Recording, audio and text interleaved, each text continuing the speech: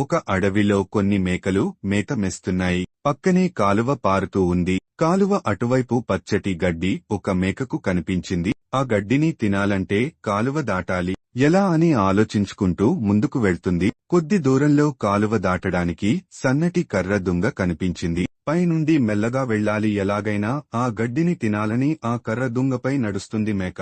అప్పుడే అటువైపు నుండి మరొక మేక ఇటువైపు వస్తుంది. ఆ దారి రెండు మేకలు నడవడానికి వీలులేదు. అవి రెండు మధ్యలోకి వచ్చాయి. నేను ముందు వచ్చినాను అంటే నేను వచ్చినని అని రెండు పోట్లాడుకుంటున్నాయి. మొదటి మేకకు తల్లిమేక చెప్పింది గుర్తుకు వచ్చింది. ఇద్దరు పోట్లాడి కాలువలో పడి కొట్టుకుపోయారన్న విషయం గుర్తు వచ్చింది.